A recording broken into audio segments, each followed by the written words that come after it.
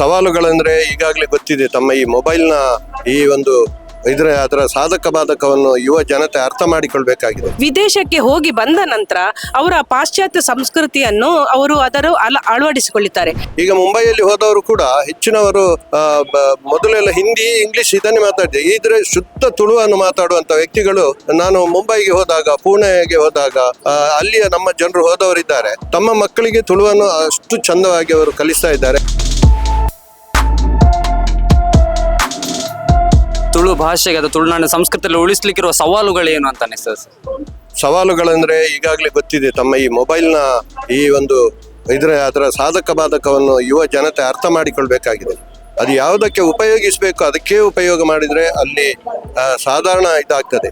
ಈಗ ತುಳು ಸಂಸ್ಕೃತಿ ಭಾಷೆ ಇದೆಲ್ಲ ಉಳಿಬೇಕಾದ್ರೆ ಸ್ವಲ್ಪ ಆದ್ರೂ ನಮ್ಮ ತುಳು ಚಲನಚಿತ್ರಗಳು ಮತ್ತು ತುಳುವಿನ ಕೆಲವೊಂದು ಇದು ಕಾರ್ಯಕ್ರಮಗಳು, ತುಳುವಿನಲ್ಲಿ ನಡೆಯುವಂಥ ಕೆಲವು ಸಾಂಸ್ಕೃತಿಕ ಕಾರ್ಯಕ್ರಮಗಳಿಂದಾಗಿ ತುಳು ಇಷ್ಟೊಂದು ಉಳಿದಿದೆ ಅಂತ ಹೇಳಲಿಕ್ಕೆ ನಾನು ಇಚ್ಛೆ ಪಡ್ತೇನೆ. ಈಗ ಮುಂಬೈಯಲ್ಲಿ ಹೋದವರು ಕೂಡ ಹೆಚ್ಚಿನವರು ಮೊದಲೆಲ್ಲ ಹಿಂದಿ, ಇಂಗ್ಲಿಷ್ ಇದನ್ನೇ ಮಾತಾಡಿದೆ. ಇದ್ರೆ ಶುದ್ಧ ತುಳುವನ್ನು ಮಾತಾಡುವಂಥ ವ್ಯಕ್ತಿಗಳು ನಾನು ಮುಂಬೈಗೆ ಹೋದಾಗ, ಪುಣೆಗೆ ಹೋದಾಗ ಅಲ್ಲಿಯ ನಮ್ಮ ಜನರು ಹೋದವರಿದ್ದಾರೆ. ತಮ್ಮ ಮಕ್ಕಳಿಗೆ ತುಳುವನ್ನು ಅಷ್ಟು ಚಂದವಾಗಿ ಅವರು ಕಲಿಸ್ತಾ ಇದ್ದಾರೆ. ಹೀಗೆ ಮುಂದೆ ಹೋಗ್ಲಿ ಅಂತ ನಾನು ಆಶಿಸ್ತಾ ಇದ್ದೇನೆ. ಹೌದು, ಇದು ನೀವು ಒಂದು ಅತ್ಯುತ್ತಮವಾದ ಪ್ರಶ್ನೆಯನ್ನು ಕೇಳಿದ್ದೀರಿ. ಖಂಡಿತವಾಗಿ ಅಂದ್ರೆ ಈಗ ನಾವು ಎಲ್ಲ ಪಾಶ್ಚಾತ್ಯೀಕರಣ ಅಂದ್ರೆ ಇಲ್ಲಿನ ನಮ್ಮ ಹೊಸ ಜನರೇಷನ್ ವಿದ್ಯಾರ್ಥಿನಿಯರು ಏನಿದ್ದಾರೆ ಅಂದ್ರೆ ಬಹುಶಃ ಕೆಲವೊಂದು ಕಾರಣಗಳಿಂದ ಅವರು ವಿದೇಶಕ್ಕೆ ಹೋಗ್ತಾ ಇದ್ದಾರೆ. ಅವರ ಸ್ಟಡೀಸ್ ಆಗ್ಬೋದು ಅಥವಾ ಅವರದ್ದು ಜಾಬ್ ಆಗಿರ್ಬೋದು, ಏನು ಆಪರ್ಚುನಿಟಿ ಇದ್ರೆ ವಿದೇಶಕ್ಕೆ ಹೋಗ್ತಾರೆ.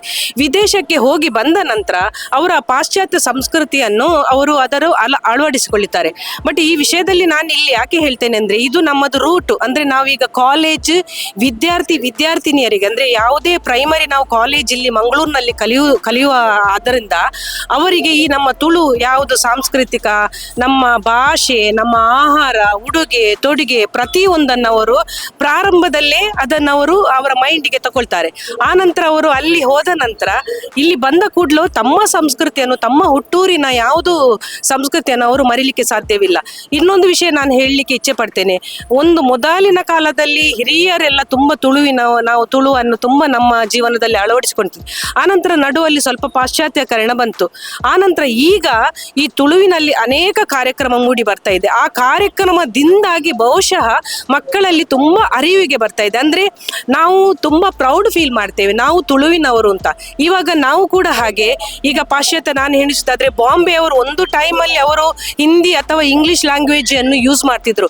ಬಟ್ ಈಗ ಇಲ್ಲಿ ನಮ್ಮ ಮಂಗಳೂರಿನಲ್ಲಿ ಪ್ರಸ್ತುತ ನಮ್ಮ ದಕ್ಷಿಣ ಕನ್ನಡದಲ್ಲಿ ಈ ನಮ್ಮ ಭೂತಕೋಲ, ದೈವಕೋಲ, ನಮ್ಮ ಜಾತ್ರೆ ಏನು ಈ ನಮ್ಮ ಟ್ರೆಡಿಷನಲ್ ಕಲ್ಚರ್ ಉಂಟು, ಆ ಸಂದರ್ಭದಲ್ಲಿ ನಾವು ಬೇರೆ ಯಾವುದೇ ಲ್ಯಾಂಗ್ವೇಜ್ ಅನ್ನು ಯೂಸ್ ಮಾಡುದಿಲ್ಲ.